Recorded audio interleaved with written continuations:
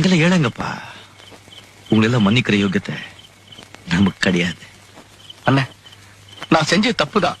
அதெல்லாம் இருக்கட்டும் சார். இப்போ நீங்க ஏன் இந்த இல்லாத வீட்டுக்கு வந்தீங்க? இப்ப கூட கிட்ட ஒண்ணும் கிடையாது.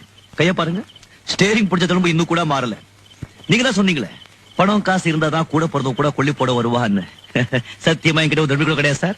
நான் உங்களுக்கு கொல்லி போட முடியாது.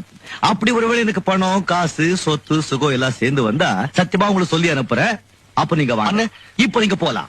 அண்ணே, வார்த்தையால என்ன கொண்டுடாதீங்க அண்ணே. இப்பதான் உலகம்னா என்னன்னு எனக்கு புரிஞ்சுது. தயவு செய்து என்ன மன்னிச்சிருங்க அண்ணே. கிளிக்கு சொல்ற மாதிரி சொன்னீனடா. இந்த உலகத்துல அன்பு பாசம் சொந்தம் பந்தம் இதுக்கு தான் நம்ம அடிமையா இருக்கணும்னு. நீ பணத்துக்கு அடிமையா போயிட்டியடா.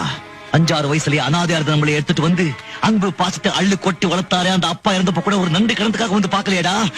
நன்றிங்கிற வார்த்தைக்கு அர்த்தம் தெரியுமாடா உனக்கு? உண்மை நியாயம் சத்தியம் தன்மானம் தர்மம் இதுக்கெல்லாம் அர்த்தம் தெரிஞ்சுதான்டா உண்மையான படிச்சவன்.